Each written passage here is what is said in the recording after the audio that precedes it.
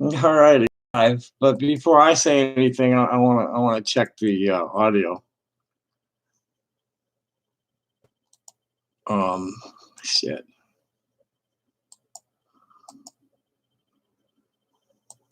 Still there, Fred? I can hear you fine through the video.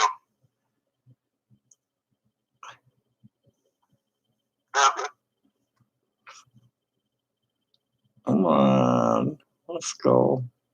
Here No, we you go. sound good. I can hear you through the video, not just the phone. You should only be able. There's no video playing yet. I mean, there is a video playing. I don't know if you're watching it or not. Are you watching it? Yeah, I'm looking right at it. Okay. You're wearing a blue shirt and a black and white checkered. Well, that's correct, Fred. We have here on the phone a fellow named Fred Joyner. Introduce yourself, man. Tell us why you're calling and what your interest is in harassing me tonight. I'm sorry, you're leaning away from the phone. Can you? I said introduce yourself to my watchers, my viewers, and tell them what your interest in harassing me tonight is about. Oh, hello everyone. My name is Fred Joyner. I am from the internet, and I called in tonight because I want to talk to Tom about a few things regarding his lapidary services, as well as his journalism career and other things that might be on. Well, Fred, there's a problem with that because Tom doesn't exist, and I'm not going to tolerate anybody who is trying to communicate with me as a male. So what else would you like to know, young man? We had discussed that you wanted to get paid for writing, and that's why you weren't getting paid for your writing career. Getting paid for what I write is the furthest thing from my mind. What the complaint that you've interpreted to be that is that I have several other arts that I practice that generate substantial amounts of revenue for me. That when I'm being compelled to constantly be doing damage control with dishonest sadomasochistic voyeurs, it eats into my revenue generating time with the other arts. That's what the complaint's about. I could give a fuck less whether I got paid for writing. What I don't like doing is being having to need to write things because people are lying about me in places. How do you think we should go about correcting that information? Oh, just withdraw all the fucking bullshit you people have posted everywhere and post a public apology saying that you've been fucking lying about me straight along and distorting things that I say. But you are aware that you have filmed yourself saying certain things that, not out of context, somebody would look at and think that was strange, correct? So? Well, all I'm saying is, if you say it on camera and you admit to something, that's not a lie. That's repeating what you said back to you and posting it another way. Yeah, well, most people don't think that anything I've admitted to on camera constitutes anything terribly horrible. I agree with you. So what I'm saying is, if that's the case, if most people don't think that, then why would you be worried about what your detractors say? Oh, well, mainly because it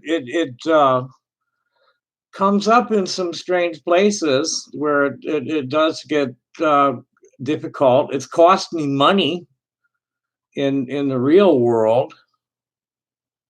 Can you expound on that? What is the cost? What has it cost you financially? Oh, last year, somebody managed to convince the management of the hut where I earned income and had contacts with people that I sold things to. convinced them that I was a sexual predator, which is totally untrue.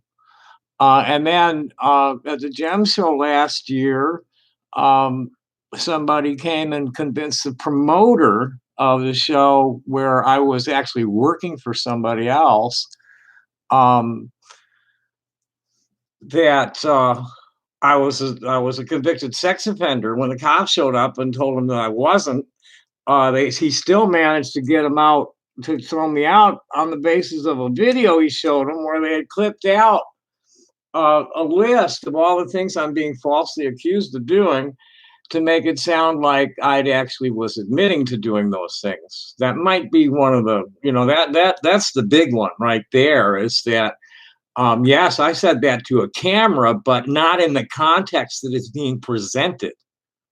That's actionable at law. How much do you think would be financially owed to you, and who would you be litigating in order to receive Well, compensation? the easiest targets are Josh Moon and Addie Clore, because they own the sites where the shit's happening. If I were to sue individuals, but I'm going after the police on a civil rights complaint, and the hosts. I don't have a lot of confidence in being successful, but my biggest door is that right now, the biggest, most wide open door is that A&B is hosting a Tommie Jayne imposter. And that imposter has created a Real Things website that Wix refuses to remove without a court order.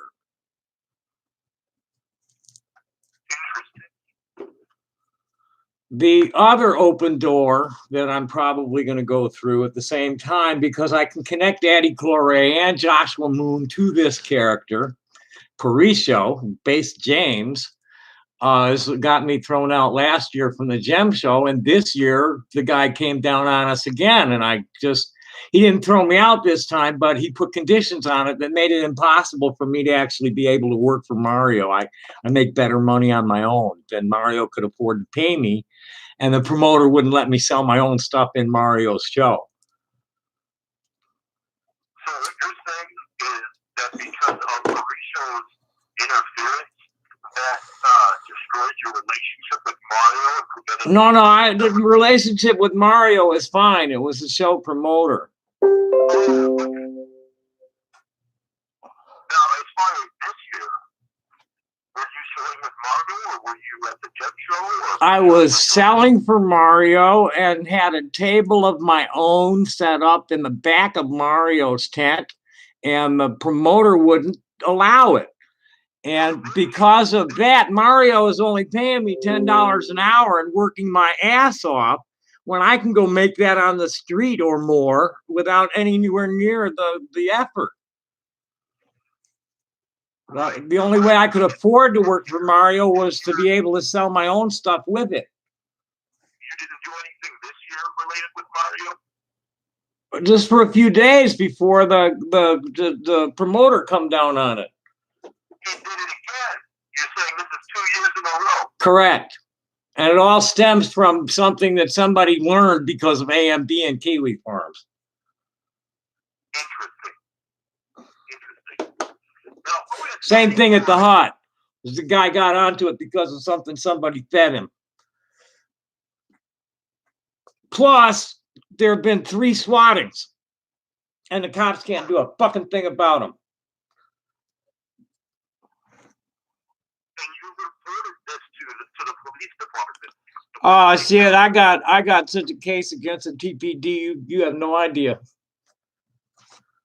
Well, for those listening, what did they tell you after this third swatting? Because obviously, after the first time, somebody would assume that law enforcement would take that seriously. Well, the third one, actually, the responding officer was on top of it and just made sure I was all right before they sent anybody. He tried to call, but I was on the phone, so he just came and knocked on the door. The second one is the one that the big fuck up was. The first one was a fire call, and they just sent a fucking battalion out here. I don't know what the hell they told them, but they sent a whole fucking battalion, not just a company. And the second one was when the SWAT team showed up. They had some guy on the phone for like 45 minutes pretending to be me. And they couldn't figure it out. And they even, I was, someone fed me the guy's name, and they didn't do a thing with it. Wow. That's crazy. That's the story of my life, man. With all that information, they said they couldn't do anything? Pretty much, yeah. I don't know if it was, well, part of it, they're incompetent to deal with cybercrime at all. They have no forensics team. They got nobody competent to deal with it. And then they got a jurisdiction problem because the guy probably wasn't even in Arizona. So why didn't they contact the FBI? That's a good question that I'm going to be asking the judge for an answer. I've been documenting this for several years. The original deal between me and Lieutenant Scott several years ago when this started, I brought it with me from Austin, and I brought it to Austin from Chicago. They've been up my ass since 1970 or so.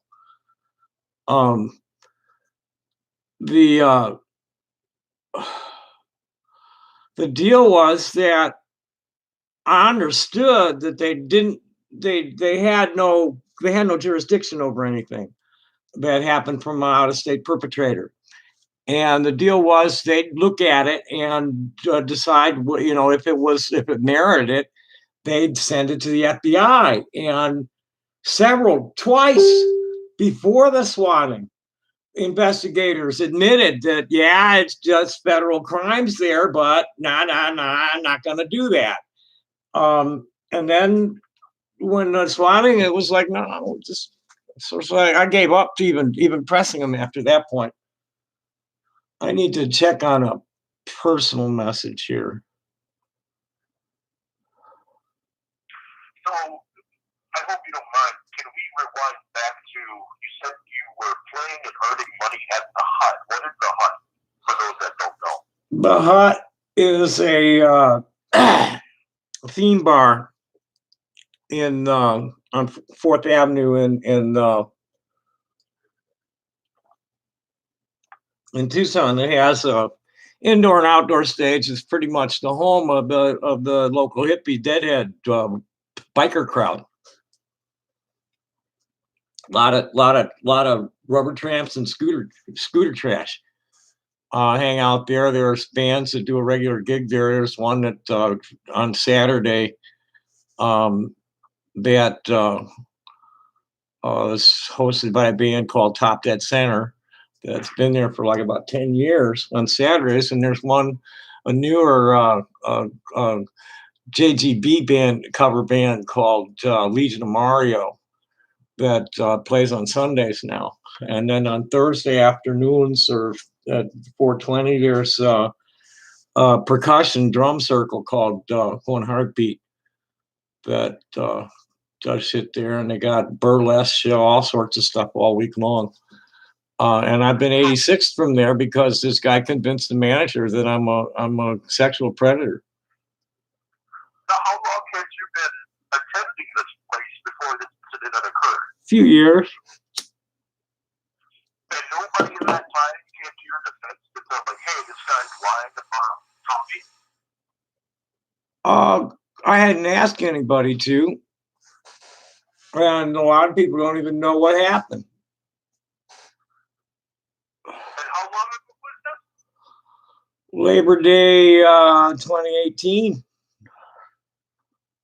in that amount of time, nobody's come up and asked where you've been from the Hut?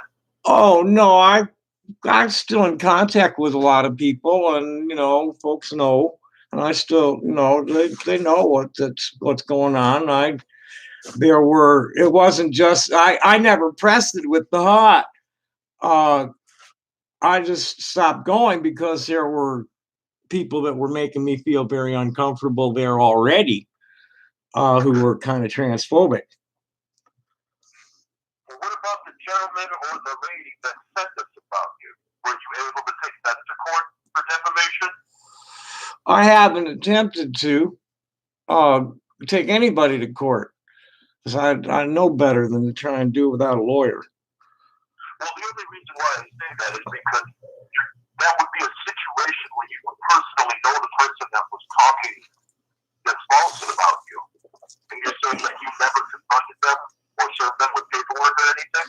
No, no. Like I said, I don't have an attorney, and that's been the main impediment is I don't have an attorney, or something would have been done a long time ago. Okay. So is that waiting in the wings? Are you waiting for an attorney in order to take No, I'm actively seeking out somebody to at least buy a few hours of consultation to help me compose something to file on my own is where I'm at right now. So I understand that you have these three fronts. You have the individual in Tucson.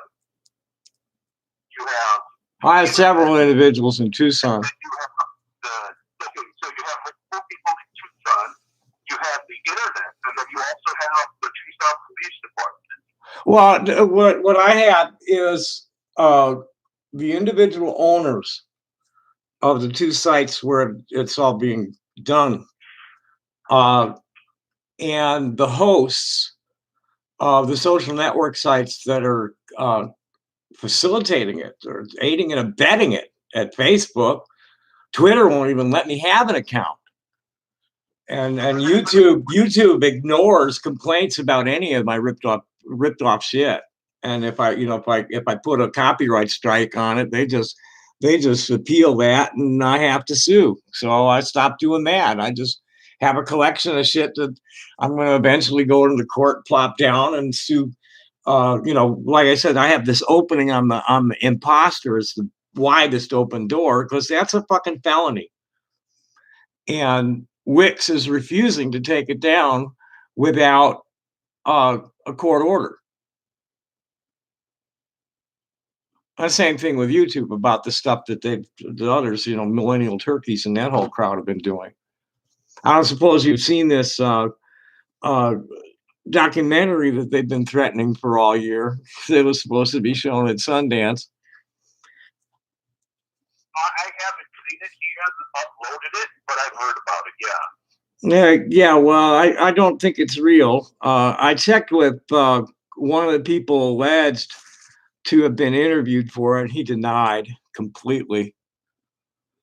There's I'm not sure who the fuck all are going to claim that actually knows me, going to give interviews, but nobody I know admits to being contacted for it. Well, I do have information that it looks like your entire YouTube catalog was re-uploaded to archive.org. Were you aware of that? Yeah, a long time ago there's a catalog at YouTube too. Because that would be, what, 6 years worth of content? Something like 80 gigs worth of video were re-hosted? I can't believe that anybody would waste that kind of time on me for what, to what end? What's the purpose? What's the value of my jabbering? What is the fucking value there? I guess it would be the fact that now, let me know if I'm wrong. You have claimed to be a world famous artist and entertainer, correct? Well, not really. Not quite those words, no. A famous underground artist and entertainer. I'm recognized. Let's put it that way. So what they probably think is that because of that claim, or the way that you have described yourself, that you would technically be a public figure, so that your videos would be rehosted for posterity purposes, not necessarily thievery, but as a record. Right. Well, when Kiwi farmers first got wind of me, and before I became aware of the perverse nature of that place, um, I was welcoming it because that's what I've been doing. People have told me to write a book for years, and I've been just like making these videos and leaving like little brain parts I've typed out all over the internet for the last 20 years. That I welcomed somebody coming and taking control of it and getting a handle on it because I'm not making shit up. Stuff really happened in front of my face. I mean, I have to admit up front that I have no way of knowing whether I'm a legitimate channel or if I just have a very highly active imagination. But I know that my bloodlines are like what the traditions of my family claim that they are. And my experience in this lifetime has brought me a lot of really righteous people through my life that have taught me a whole lot of fucking shit that is true and enduring. And in the past few years, I found myself attracting a lot of people who appreciate my perspective on a lot of subjects. Um, I'm humbled by the respect and the caliber of friends I've acquired in the human rights activism community and among the LGBT activists. Um, the harassment and defamation is comical almost at this point. That's why you caught me off guard, and I appreciate you like being like uh, sane and rational with me for a while and not giving me the Tom and him shit. Can you go into any depth related to how you came across the kiwi farms? How did that all come about? Yeah, I can. I'm feeling a little grungy. I was getting ready to go wash and shave and try on a new hairpiece when you called. Uh, I want to at least wash my hands right now. Hang on a second. And then I want to check and see if there's anybody watching. I haven't even looked at the chat. Okay.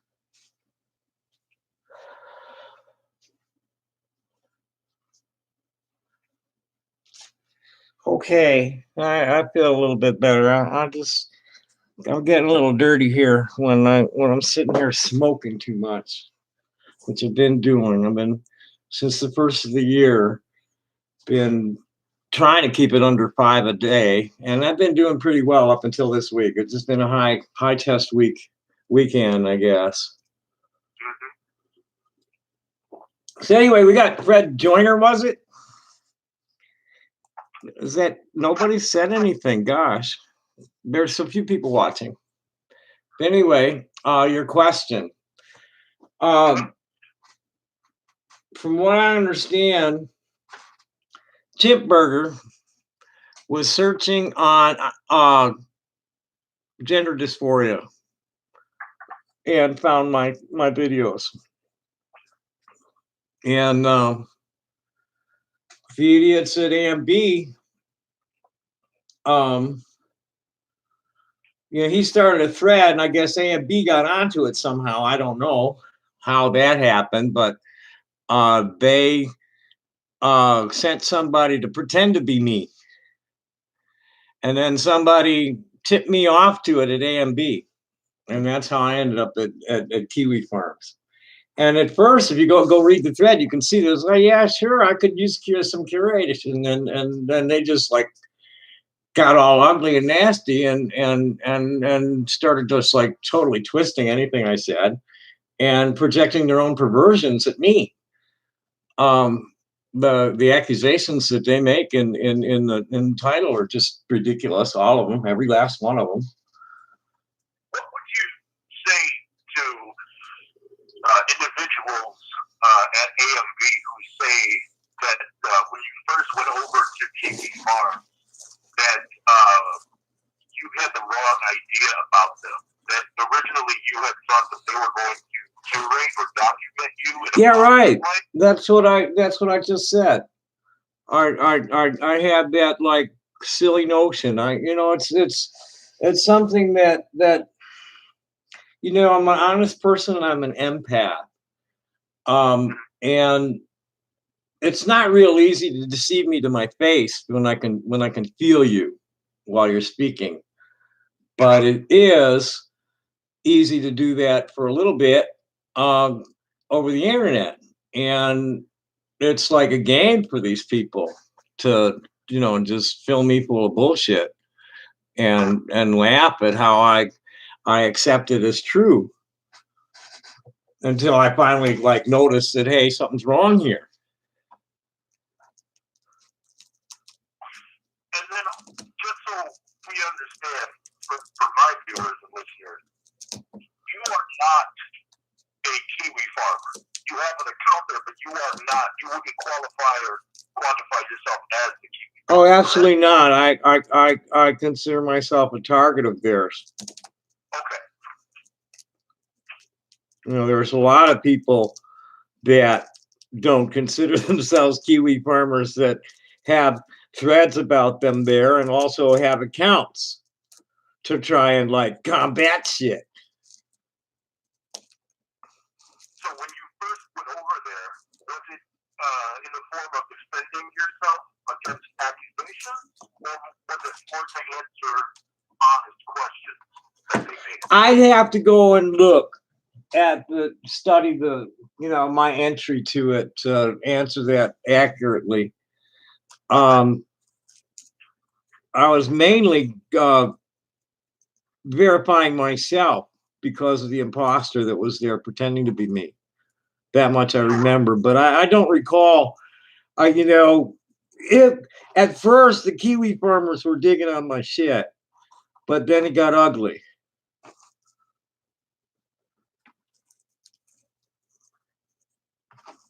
Interesting. What was your response or your initial reaction to the forum that they created? Oh, by that time I was pretty much totally ignoring them. And if you look at that forum, it never went anywhere. It was just somebody recently just like, hey, what the fuck is going on here with this forum? It's nothing happening. No, okay. But and then the main asshole stalking me there, I guess these days, is Big Todd. Because Sneasel, I'd just love to hear. Can I ask you a few questions about some things you might know about them? Like, Can you repeat that? I said, I just as I was rambling, it was like, can I ask you some questions about some things you might know about the Kiwi farmers? Oh, go ahead, sure. Like Sneasel and the great doxing incident last year. What happened last year was the owner of the site was going through the security protocols, and he did some things behind the scenes that left it open for attack. And basically, how the server has been set up had a lot of holes in the security, which allowed somebody to scrape data from behind the scenes. I think they got everything on a face value. So there were some email addresses, IP addresses, and named the conversations or private conversations, but not anything that you could actually read inside private conversations. But the thing is that most of these people, if not all of them, are behind VPNs or virtual private networks, so the information was essentially useless. But the fact that you Josh had allowed the site to be compromised, led a lot of people the wrong way as they deleted their accounts in sort of protest. So it wasn't that anybody got followed out with docs, it was the fact that Josh had left the site open to be attacked, and that's why people left. Well, he's I don't even want to go there, but the people who left, I would imagine, are the more seriously disposed keyboard commandos. Where did they go? Where's Sneasel basing his game these days? A lot of us are based out of just on other websites that are not on what you would call the surface web. These are all dark web websites. Guard web or dark web, did you say? Dark. Things that you would have to use the onion web for.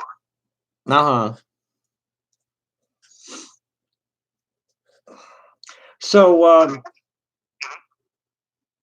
what I'm seeing at AMB and Kiwi Farms is a pretty much a lack of interest and real dedication from anybody but the very few, like TBAKL and Sneasel and this Big Todd character who seem to be like right on top of everything I do. I'm not so sure it would be disinterest. I would count it as places that you would not be able to see. So far, what you've seen is Kiwi Farms and AMB and whatever gets posted on YouTube. Those were your primary focus points of people that were your so-called detractors, quote unquote. But there are several other websites that are functioning behind the scenes. Yeah, and how many are these? All like websites that are determined to cause harm to my life? I don't know if you would say that they would be determined to cause harm more than they would be to document your public persona. So, like, for instance, when you go live on YouTube, the videos that you produce, those are the things that they take and they either save or remix and re-upload.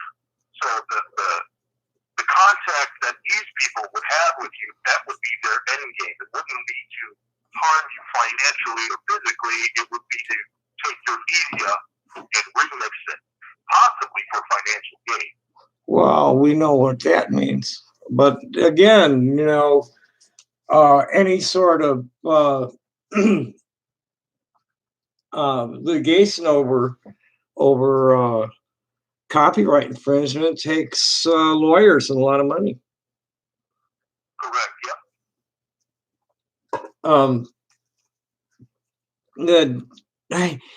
Is it all highly critical, or are there people that are like friendly and honest about me? I'm sure there are people that have legitimate questions, but then they get answered by people who would probably be described as your detractors.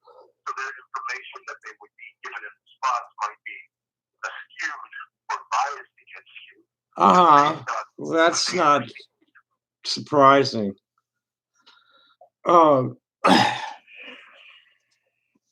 I believe the overall arching factor of what makes, I would say, your internet persona interesting for a lot of people would be the fact of your advanced age as well as your financial status within American society.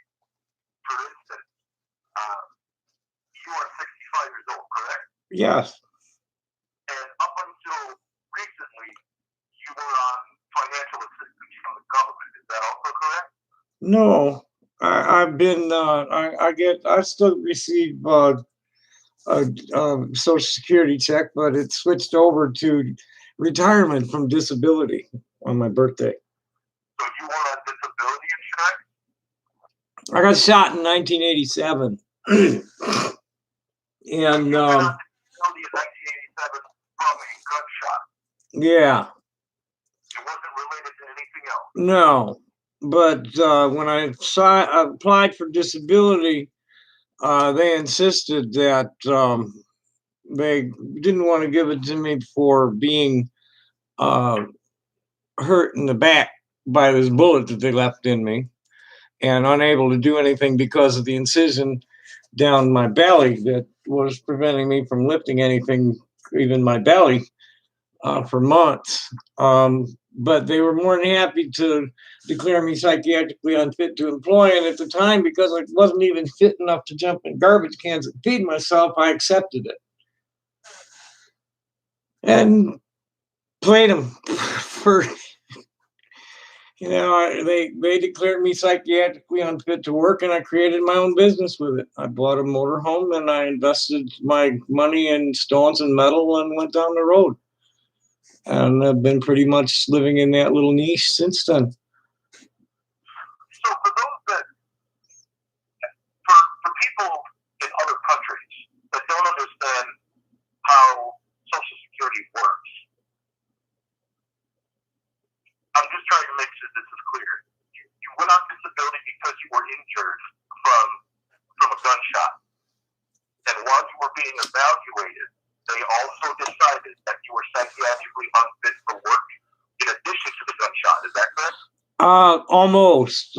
They didn't consider the gunshot damage to be eligible for anything, but they did consider me to be psychiatrically unfit. Okay, so the psychiatrically unfit was the eligibility to get you disability insurance. That's I believe it was schizoaffective disorder was the initial diagnosis that just kept getting reduced over the years until they finally decided that they're going to let me be called gender dysphoric and not psychiatrically unfit anymore. But by that time I was, almost 65, and it never got changed over again. So now you would be on insurance for those who are considered elderly, correct? Yes. Okay. Just so everybody understands. Okay. Yeah, so everybody understands that this is not something that is paid for with tax dollars. This is paid for by the interest earned on dollars invested by deductions from payroll of the individual workers and their families. That's something that really needs to be understood about Social Security disability insurance. It's not coming from the general tax pool. It comes from the Social Security surplus fund that is built on the workers' contributions. It belongs to the people. It doesn't go through the government's hands first. So you're saying that a worker in the United States, they put money towards Social Security, and you're saying that the increment off of that payroll tax goes into a pool, and that pool is then distributed. From what I understand, yes, that disabled people are being paid on the interest earned from the surplus from the accounts managing the pooled money of the workers, and the whole Social Security income. The people who are disabled who are not paying in at that time, or retired people, are paying out of their own pockets or from the interest earned. Okay.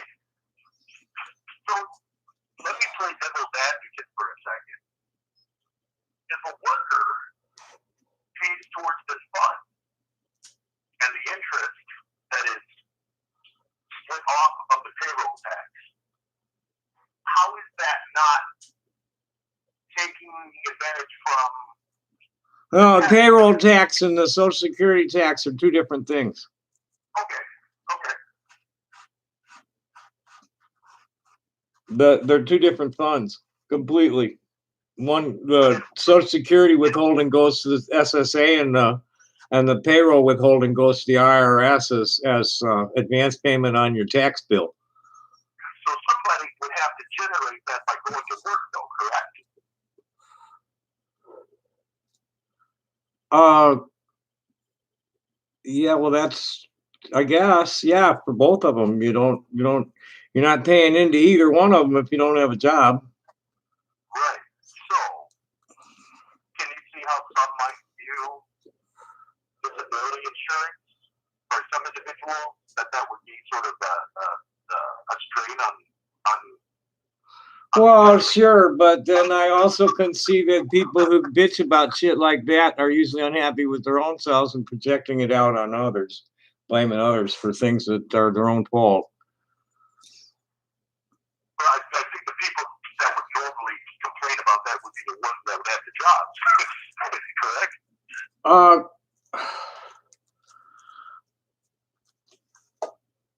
Correct?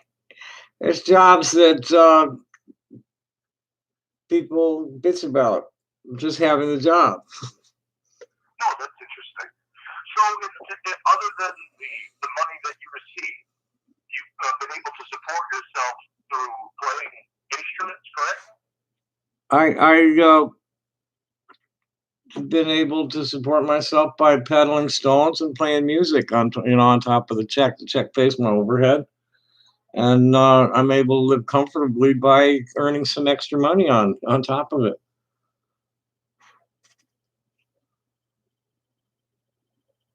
Have you been able to create a website or a shop so people online can buy your wares?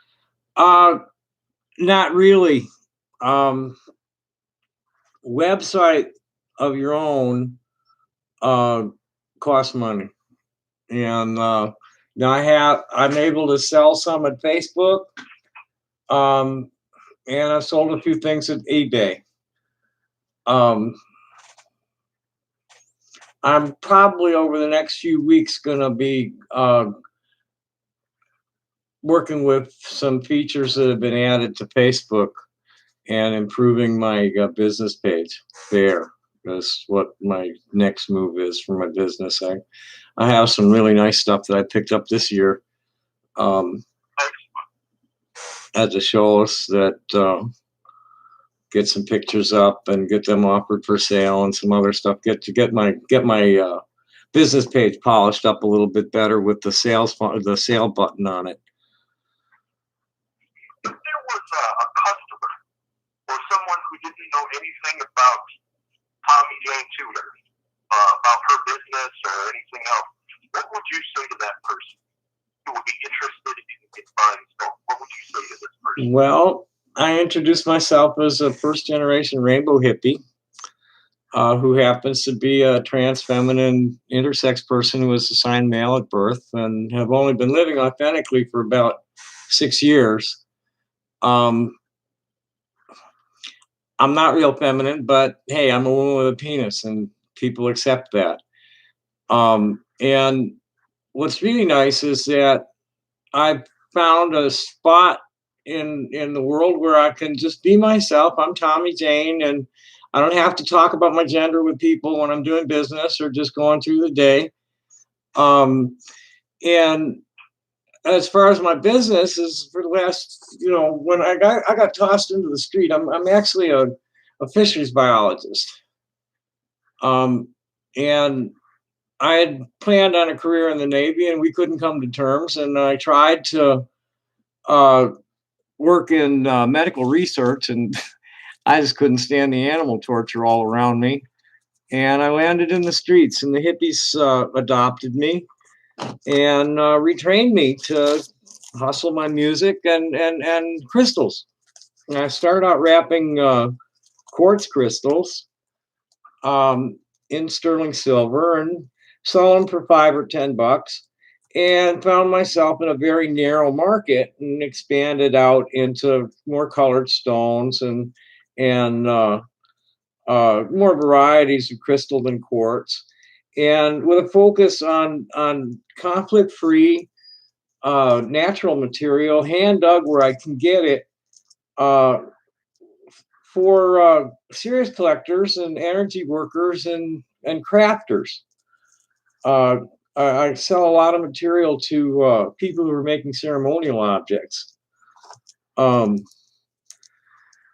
then for my own, my own designs are real simple.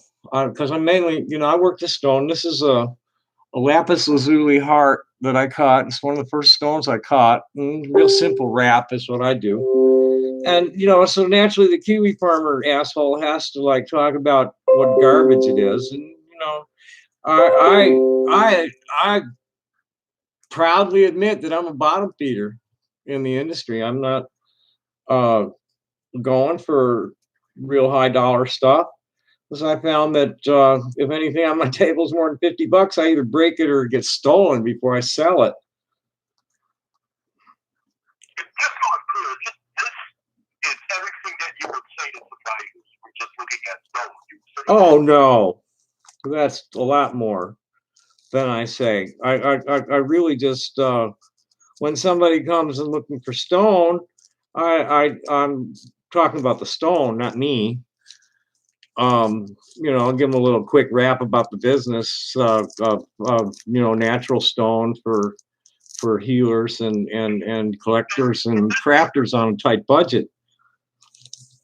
It's 2020 now, and I would say the climate of acceptance for the LGBT community has grown. As somebody who's graduated college and has a BA in marine biology, is there anything that you would want to do in that arena that you would want to apply your expertise to outside of the lapidary arts and the musical arts? Oh, you bet. Jeff Bezos just announced that he's putting $10 billion out to some kind of earth something, develop research and development funds for green technology. And I have, I come from an architecture and engineering background. My family, one of my uncles was a famous architect, and I had a lot of hands-on experience in some things, in the construction field when I was little. And I had a lot of design ideas. It's, I built aquarium systems from the time I was like in grade school. And I have some big plans, as far as fish farming and it's something I'd called agri-aquatics before aquaponics was coined, where I had envisioned the mixing of livestock production with fish, terrestrial livestock with aquatic livestock, and fish and flora and fauna, totally self-sustaining, generate its own electricity and process its own water and wastewater, and compost all its waste, recycle all the waste and everything, all self-sufficient. For anything from like an acre and just a few people on up to something for maybe 100 or so people is what designs I've had in my mind for many years. So what would it take for you to map that out and present that to somebody like Bezos? Well, I immediately put out a plea to people and say, hey, anybody, any grant writers out there want to put your heads together with me on this? And the bozos laugh at me about the $50,000 magic number, but that kind of has been the magic number since 1973 for me. A guy named Thomas Holmberg, who was a vice president of Marsh McLennan, jumped in my taxi cab in heavy traffic on, over by LaSalle Street, wanting to go to the Covenant Club, which is only a few blocks away, but was heavy traffic. And I had him for like 20 minutes in the back of my cab and chatting him up, and he was impressed. At the time, I was wanting to build a fish farm. And one of the things I came away from that with was that unless you're looking for $50,000, investors don't even want to. And this was 40 years ago, 45 years ago, mind you. So it's probably more like $500,000 these days. Is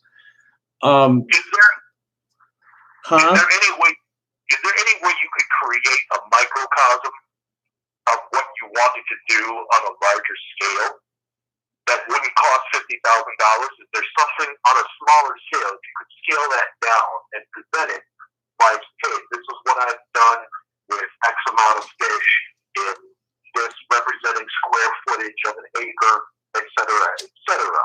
Something that wouldn't need a $50,000. Oh shit, man! I could probably fix up my place for less than $5,000 here and be turning out a profit just from my backyard.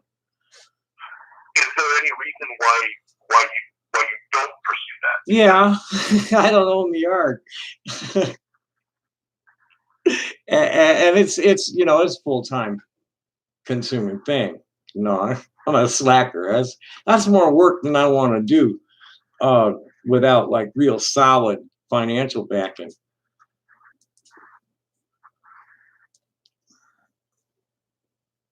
The only reason why I bring it up is because of the Green Earth Initiative and the big push that everybody has, especially in America, now global warming coming to the forefront about renewable energy, livable situations, people growing their own gardens, things of that nature, being self-sustaining.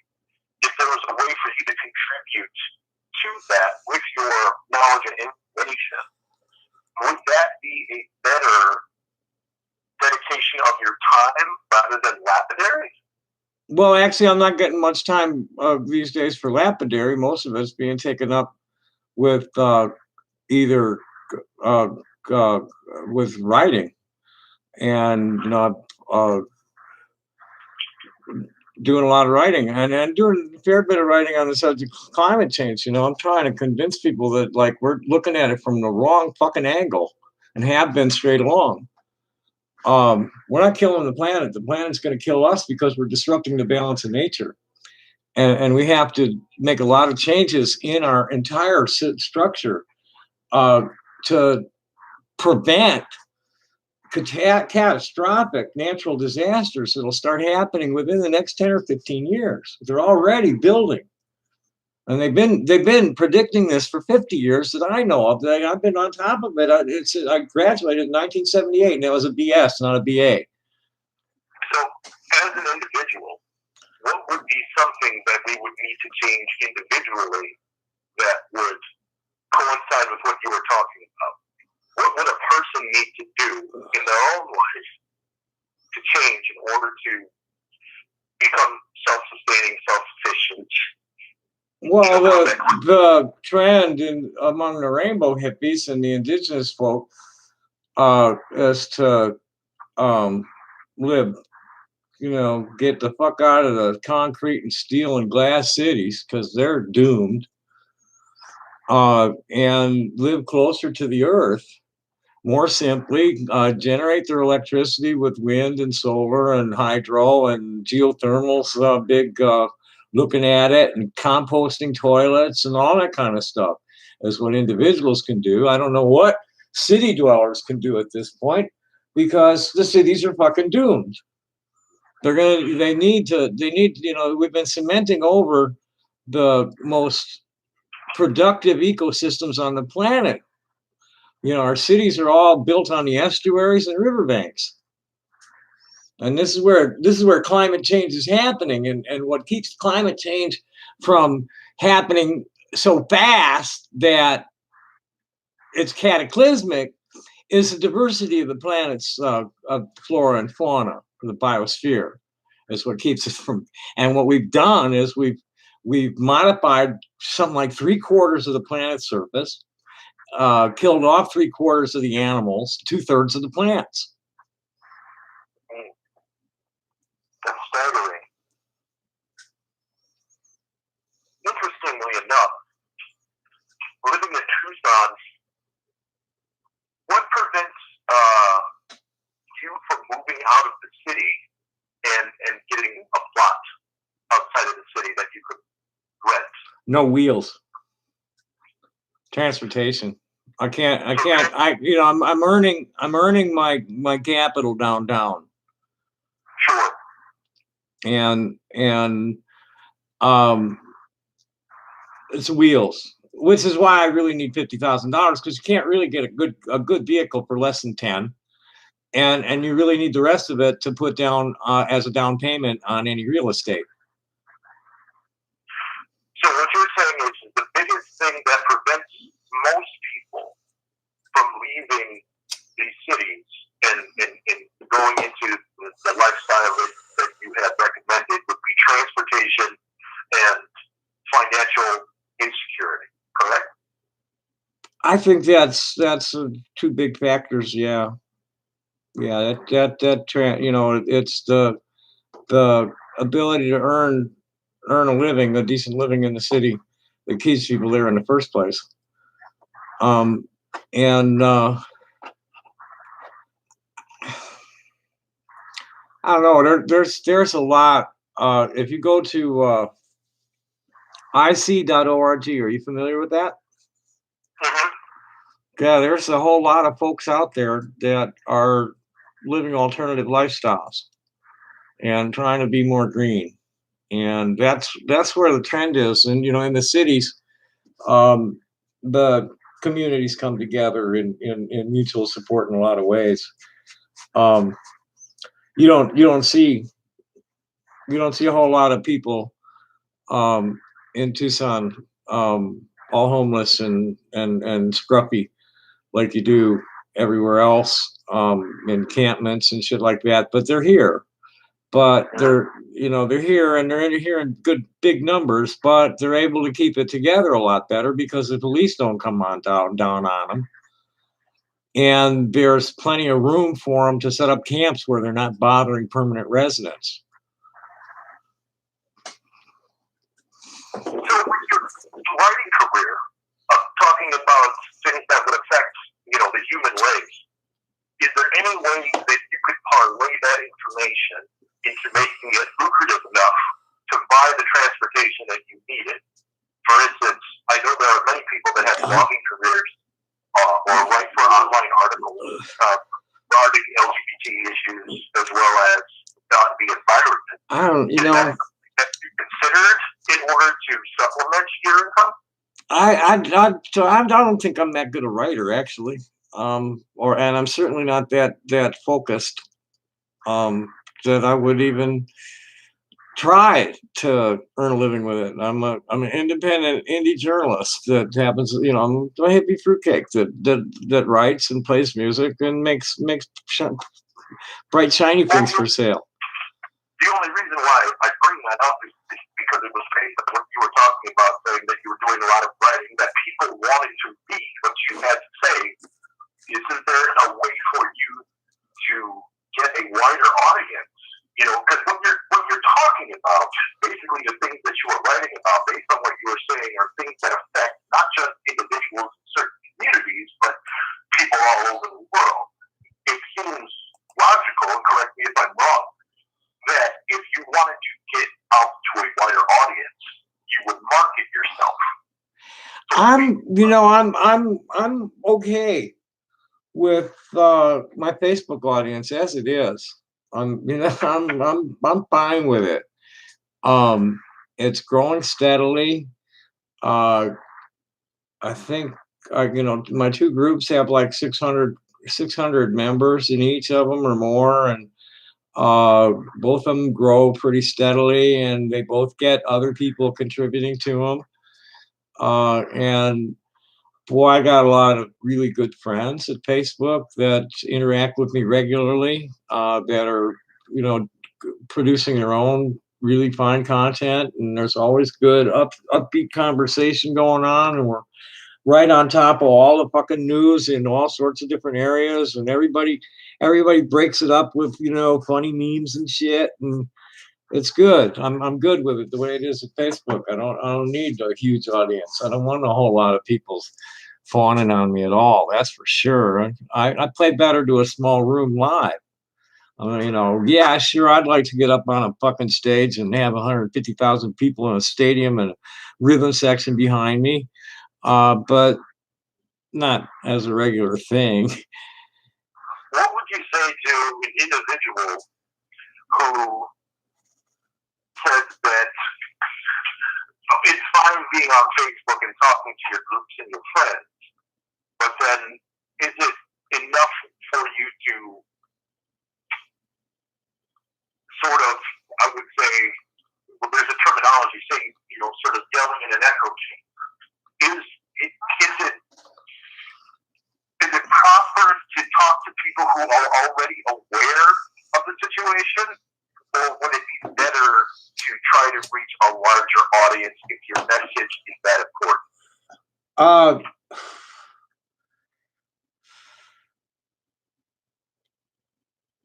I have mixed feelings about that. Personally, I like playing a small room, and I don't like casting my pearls to swine. You say casting pearls to swine. People are willfully stupid. I don't like wasting any bandwidth on them. But if your information is pertinent for everybody to listen to, wouldn't it be the choice of the person listening to respond or to accept it, not necessarily affecting you and saying what you need to say?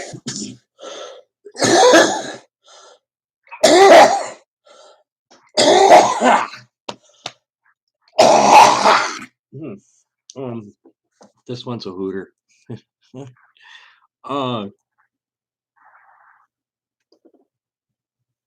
How to respond to that? Well, let me rephrase it. How about this? Wouldn't it be on the onus of the person listening to the message to decide whether or not they wanted to listen to it, rather than if you had a message that they that isn't. I'm not worried about the ones that want to listen. I'm worried about the ones that want to talk about it with me. So but you just said that you don't want to cast your pearls before swine, correct? Well, that's what I mean. It's like, if somebody's willfully stupid, I don't want to discuss a fucking thing with them. I want to get rid of them as fast as I possibly can and focus on the people that are interested in hearing what I have to say, regardless of which side of the fence they're sitting on. If you can't discuss it rationally, I'm not going to discuss it at all. I have plenty of friends that are hard right wingers, and a few that are like a little too extreme on the left. Would you say that discussion is more important than proclamation to you? Well, let me give you what I wrote about that. I've been doing a lot of writing, and I just said something about that. Let me see it exactly, because I forget. I've been doing so much writing. I've been all over the coronavirus scare, having to deal with that a lot, on top of the usual LGBTQ and all the stuff goes on with the Native American human rights and Palestinian human rights and indigenous human rights in general all over the globe. Now I got this coronavirus bullshit going on. I said something about that. I gotta find it. Just in the last 24 hours or so, I said something about that. About now, is this something that you wrote for your Facebook groups to share? It was more for my page, my personal page. Okay, so you post to your personal Facebook page, and then whoever is your friend can read your feed. Is that it? Right. My public page is open to my friends and anybody else. Okay. And if I'm having trouble finding it, but I do remember when I wrote it. It was That's fine. It was a piece I wrote about, for the stalkers. It's the piece with the two tags from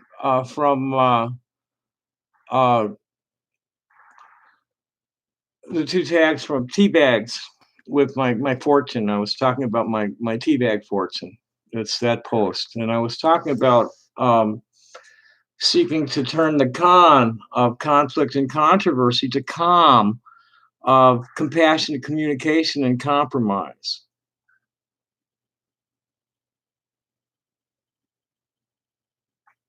Now, in writing that, in your opinion, Is that something is that cathartic for you to write about and post? Or is it important for people to discuss what you write?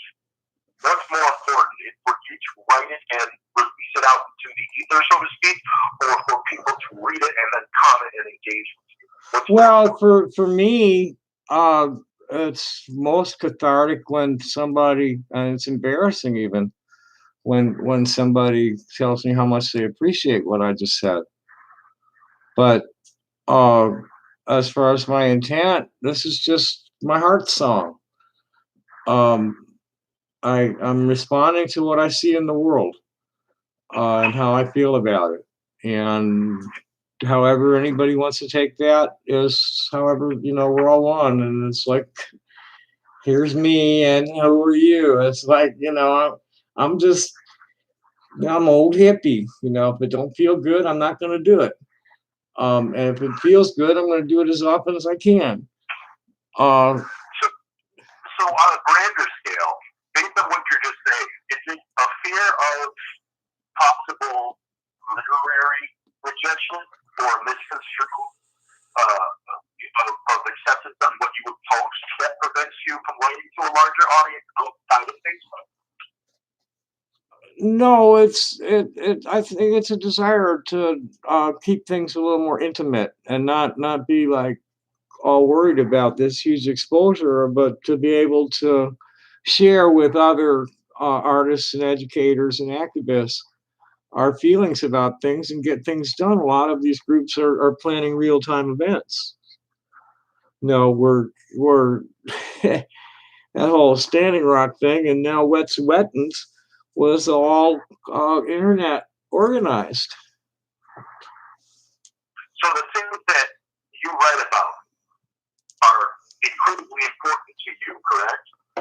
I don't know if anything's incredibly important to me at this point in my life. I'm just kind of marking time until the end, and trying to be as good a person as I possibly can until then. Your dynamic force, your reason for living, your raison d'etre, your journalistic integrity, so to speak, on what you write about. Obviously, you would have to say that it is important to you somewhat in order for you to sit down at a computer and write. It's important to me a lot, to be, to report honestly and accurately as best I can, and to give rational opinion about things. Yeah, that's real important to me. So I guess what I'm trying to make a connection to is, I guess maybe it's my generation is the idea, go big or go home. If you have something that you need to say, it's important. People are receptive to it in your groups, then why not just take that extra step and try to reach a larger audience by becoming a writer? Yeah, go big or go home. That's like the publisher Paris shit. No, that's not me. I play a small room. I don't want that job. I never did.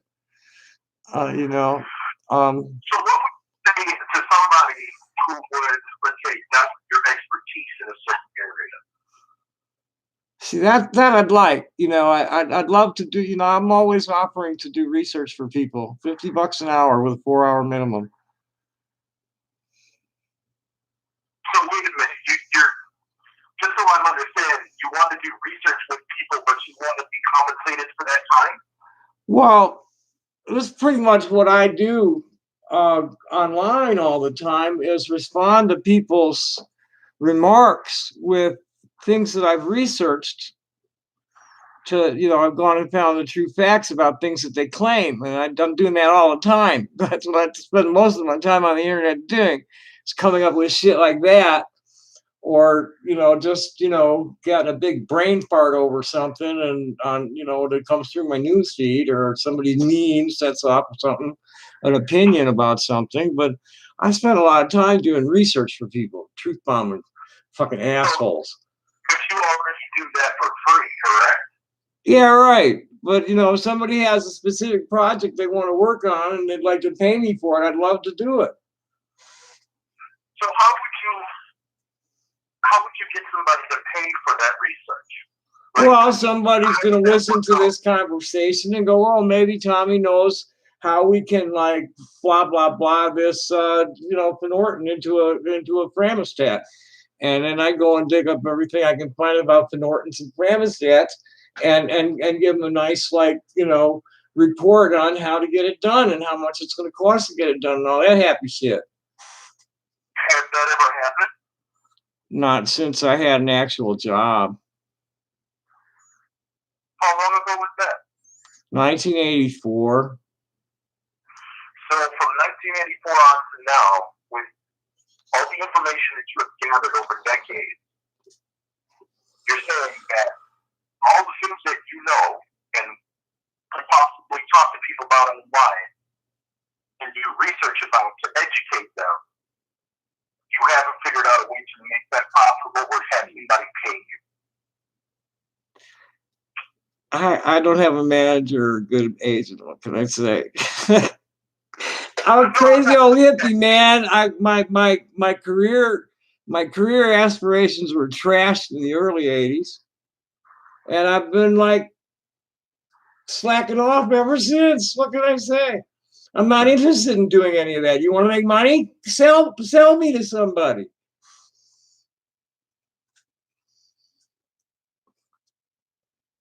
Why would that be reliant on somebody else?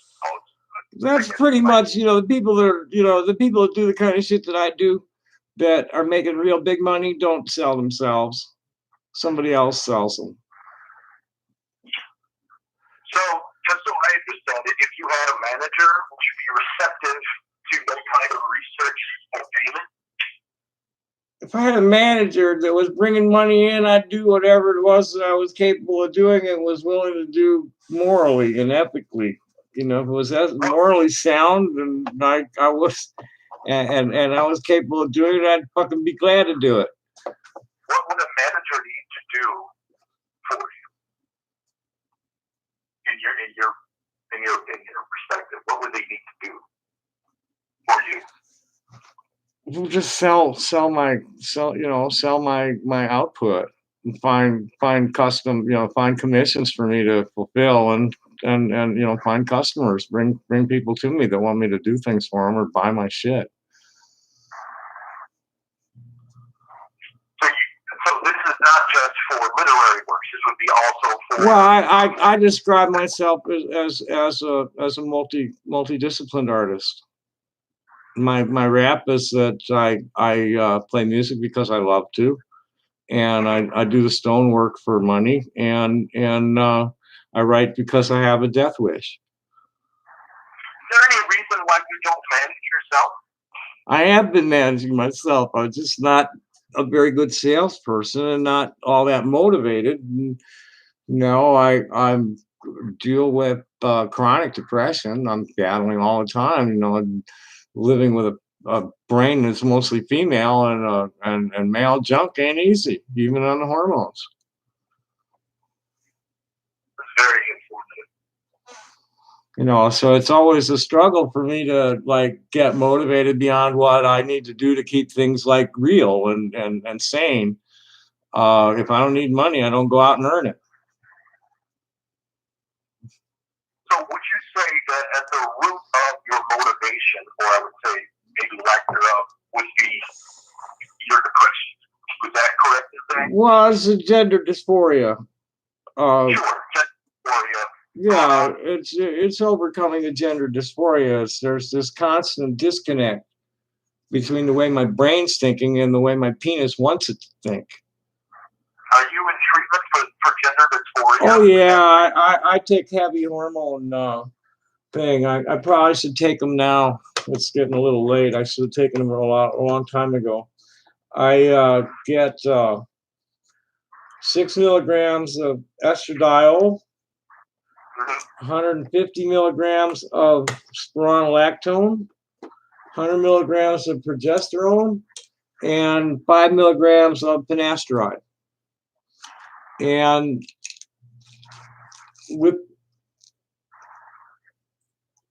they manage my serious behavioral health issues real well. What have you noticed since going on to hormone therapy? When did you start and what did you notice? When did I notice what? Then you just said that it had affected you. Oh, immediately. Immediately.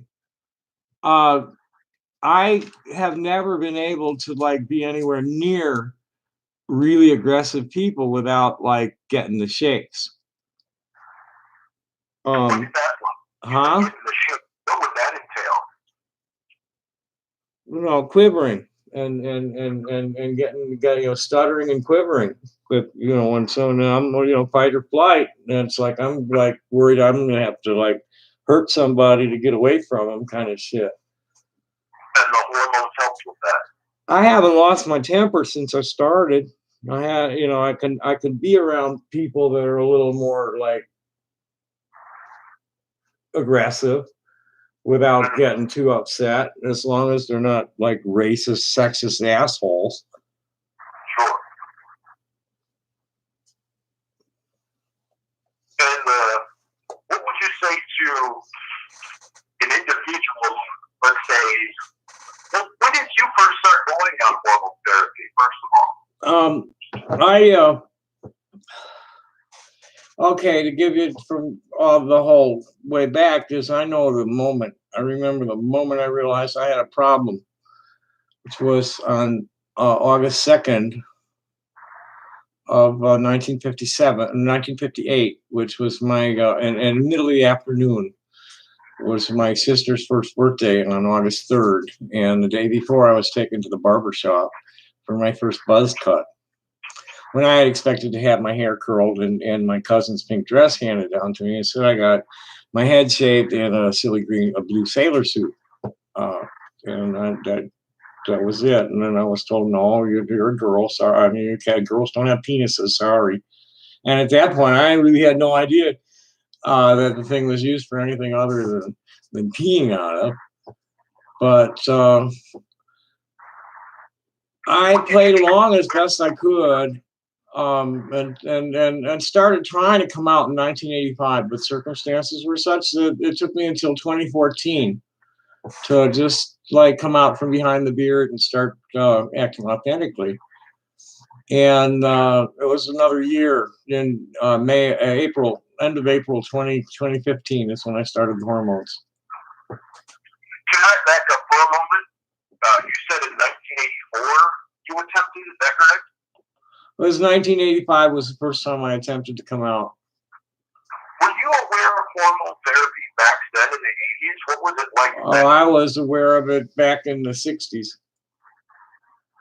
So when in the 80s to 1985, was there such a thing as informed consent clinics or anything like that you could go to a doctor and request hormones in order to change? Well, in 1980 or 1981, I worked for the University of Texas Health Science Center at Dallas in the OBGYN department, and my lab was right down the hall from the gender clinic. So you were aware that there was something available for individuals? Oh, yeah. Correct? Yeah. Okay. So when you said that you attempted, how long did that take and what made you decide not to do that then? Well, in 85, something happened the first night I tried to go out in female mode. I got stopped for being transgender in public and questioned about solicitation, and that scared me away for many years. Was it a police officer? Oh yeah. Oh yeah. I was just walking down Main Street in Santa Monica with my dog. I got pulled over, jacked up by the cops. And so you were like, I'm not going to do that again. Huh? So you said, I'm not going to do that again. Pretty much. It was like I didn't feel safe doing it until, it took me 20 years to find someplace. I did 3 or 4 aborted attempts. Nothing quite so rude as the first one, but 3 or 4 that didn't work out before I finally landed here, and it happened, and it was good, and the spirit, the weight that lifted from my spirit the day that I came out. It was April Fool's Day. In 2014, I just it was a wonderful feeling. Because I had to suppress innate feminine behaviors all my life. I had to walk pigeon-toed when I was in high school to keep from swishing because the bullies were kicking me in the ass.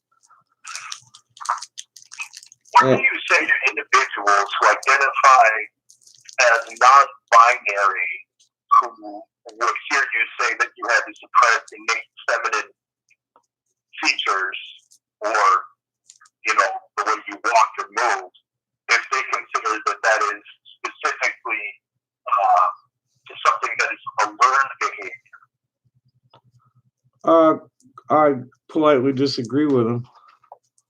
So you don't believe that gender is a learned behavior, that it's definitely... It's one of those nature and nurture things that it's been pretty clearly demonstrated that there's a genetic basis for gendered behavior, and there's no such thing as a male or a female brain that they can say that it's more of a mosaic, and that there are certain structures that are associated with gendered behavior, and transgender people's brains structurally more closely resemble the brains of the people of opposite sex than their own. And it's basically a situation where it's a person who has I'm sorry, you cut me off and I didn't hear everything you said. Say again. Is there a point of contention in the trans community for non-binary individuals and those who don't identify as male or female to hear that there are innate male and female gendered brain functions? I don't get too deeply into any of the debates with anybody, any arguments with anybody about any of that. I acknowledge that gender roles are largely learned, but there are innate behaviors that are clearly gendered in terms of the way people move, pose, touch themselves, think, speak, react. Men and women don't do it the same. Our chemistries are different. How you express yourself, what your gender expression is a culturally acquired thing, but there are innate behaviors that these are built on. Okay, so just so I'm clear, you can please correct me if I'm wrong. Do you believe there are only two genders, but multiple ways to express your gender? Is that correct? No. The way I express it is that there are at least three sexes because of intersex, and that intersex people is actually, intersex is actually a catch-all for a number of different body variations. And that gender expression, there's this stereotypical male and stereotypical female that really is only a small percentage of the population. How many people are that totally fucking buffed out man or completely like voluptuous woman. But it's a small percentage. That there's just too much variation. It's a spectrum. There's masculine men and there's effeminate men. There's masculine women and there's effeminate women. And then there's agender people, and then there are people that can switch one to the other, no problem. I'm kind of bigender, but I don't like being male because it's like very uncomfortable for me and everybody else around me. Tommy, I'm sorry to interrupt. I got a viewer email said, please add, this is from Aaron in Washington, D.C. Aaron in Washington, D.C. asks, please ask Tommy if he still identifies as intersex. Also, did he ever figure out the DES thing? What was this person? Thank you for your question, Aaron. There's no way. First, I don't like being addressed as he or regarded as he. No, I apologize. I Yeah. was just reading it off. No, I understand that, but just for the listener, there's no way I'll ever know. My mother's quite old. She remembers prenatal vitamins. The medical records are all gone. All I know that I can say for sure is that my physique is gender ambiguous, and that my brain chemistry is more female than male. Before I started the hormones, that was what the hormone panel came back. So yeah, if I'm being formal about things, I introduce myself as a trans feminine intersex person who was assigned male at birth. Interesting. All right, I have another one. This is Stephen from Boise, Idaho. Stephen from Boise, Idaho says, "Hi, Tommie. Being an elderly transgender woman, how is the dating scene in Arizona? Do you find it difficult to date anybody near your age, older or younger? Your thoughts?" Thank you, Stephen. Oh, the lonely people. At least we have each other in this town.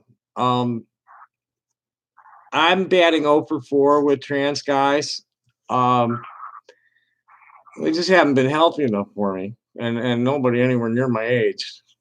15 years, I think, and I'm not doing real well with the cis guys, and I haven't been able to get any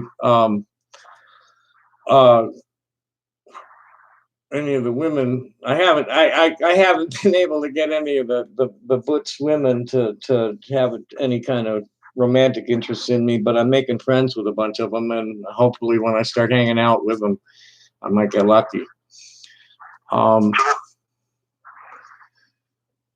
But yeah, they're not. It varies. I don't know. I see. I'm a hub for the World Network at Facebook. So I'll come across my face all the time, and I see everybody's trials and tribulations, and I don't even want to guess numbers. Some people are getting lucky and finding their forever person and having just a good time of things, and others are terribly lonely and having a horrible time just keeping it together.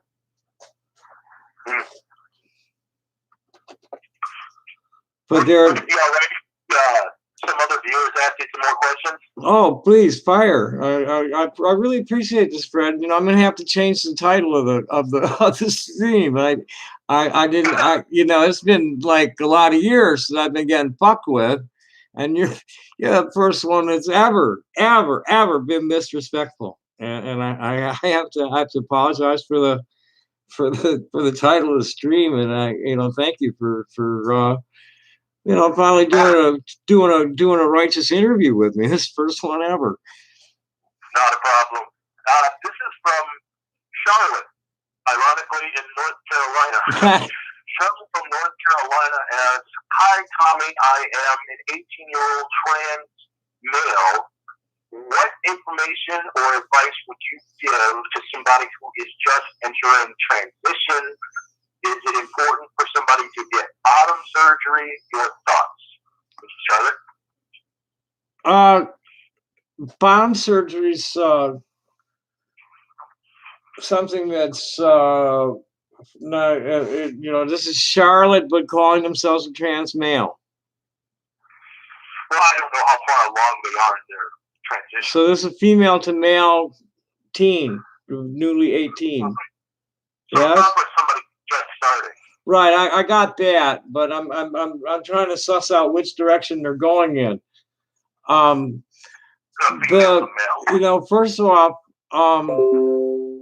before you worry about bottom surgery, your first consideration is to just make the step into living in the mode of the gender that you're choosing to identify as. It's called social transition before medical transition. The Whether or not to have surgery is an individual, an individual thing, and I wouldn't want, I'm waiting on the higher powers to do it right. And I don't want to really like try to advise anybody besides, going to talk to, there's a number of good groups at Facebook. I'm not sure which one I don't know of anyone specifically for post-operative, pre-operative people that, is really good for advising them, but there are a lot of good trans support groups at Facebook. Trying to think of what a really good one to direct. 'Cause my groups are politics and science. I don't, I help out. That's not a really a good support group because it's all over 40. Right at the moment, I don't have the best. Come look at my profile and look over the list. I'm not sure what the best one for a female to male, young female to male would be right now. But that would be the first place I would start, is in a support group specific to your age group, and whether you're male to female or female to male. I'd advise staying out of the all-inclusive groups to talk about things like that because it gets crazy. You want to, specifically, if you're on a surgery track, you want to get into a group that's owned and operated by post-ops. And I'm not sure where to send you right now. I guess let me jump off the question that she had. Would you consider yourself an authority on elderly transitioners versus young transitioners?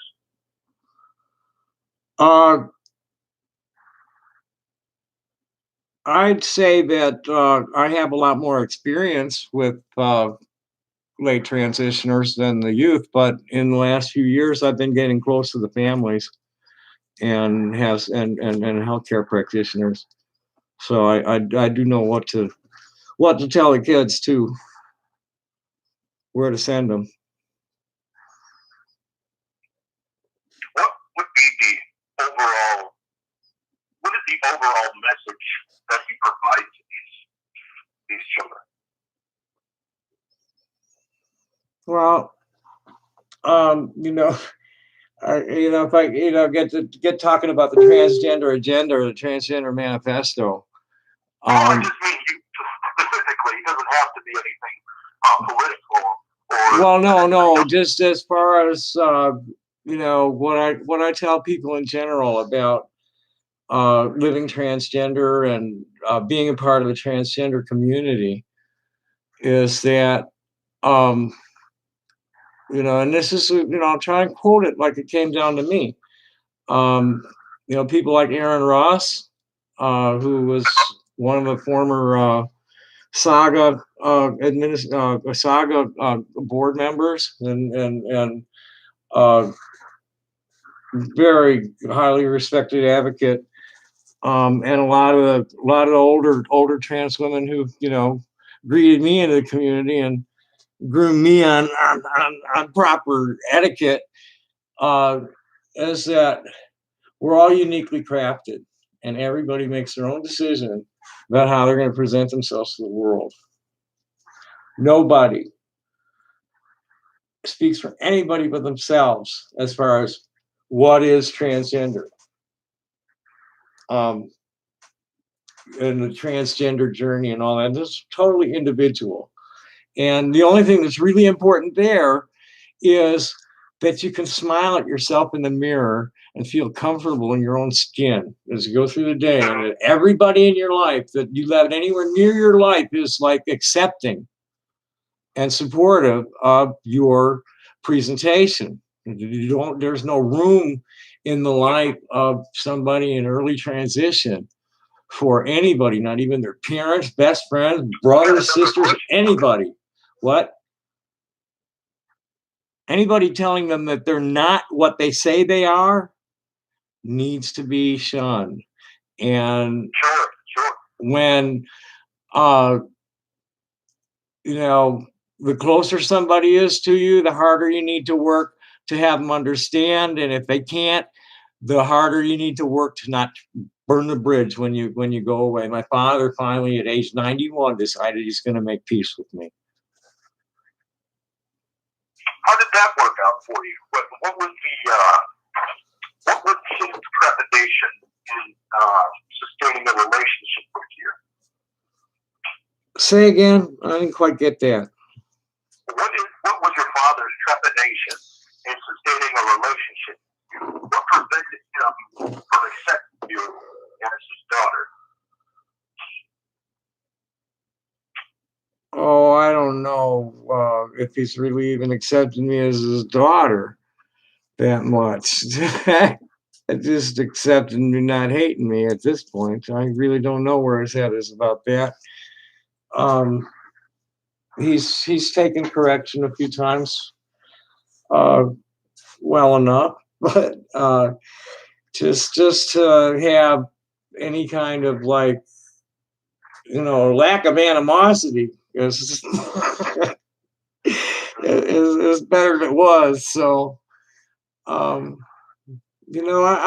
understand that I'm not real feminine, and I do accept that, especially with people that knew me before I started living authentically, or going to see me as male. I'm going to be, I had to stop my father from calling me Tom, just a few months ago. Do you have more listener questions? I like that. Yeah, I do. Please, let's go. Jason from Jackson Hole, Wyoming. Jason from Jackson Hole, Wyoming says, "Hi, Tommie. You said something about making sure that people have a strong background, or I'm sorry, this didn't come in correctly. You were speaking about having a strong support network.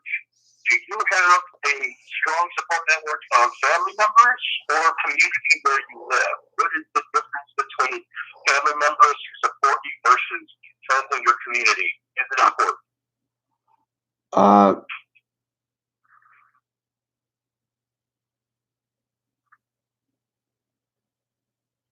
Well, it depends on what you mean by support too. I don't get money from anybody except when I go out and get myself, or what the government sends me. But as far as emotional support,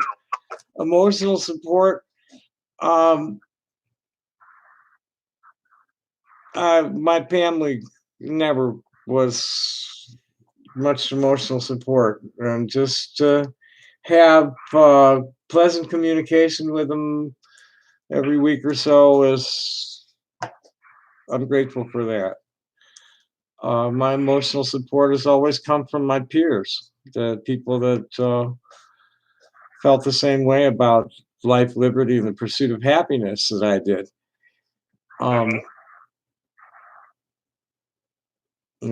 very grateful for my peers, and that was what I was writing about the other day on the teabag thing. It's like, let me try to remember. Was that some about not ever being angry, not being angry, and the other was to be grateful. Being, a grateful attitude creates opportunity, and those are both ideas that I'm old hippie. Yes, that's old hippie stuff there. And so I was talking about that. I got.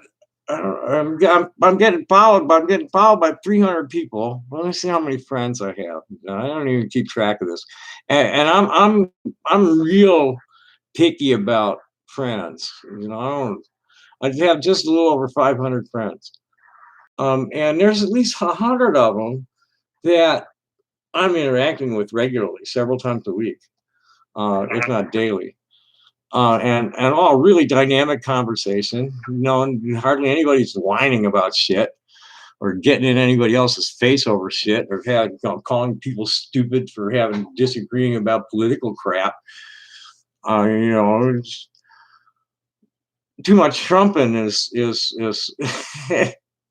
isn't real popular in my circle. I mean, if you're a Trump supporter, you're not in my crowd. Um, oh well, we lost the connection with Fred, but that was interesting. Um, has anybody said anything? No. Um, how about that? I do have to change uh, the title of this. This was not an asshole that called me. This was like a really honest interview. And thank you, Fred Joyner, I think was his last name, and all the listeners and their questions. And happy day. Thanks for watching. Bye bye.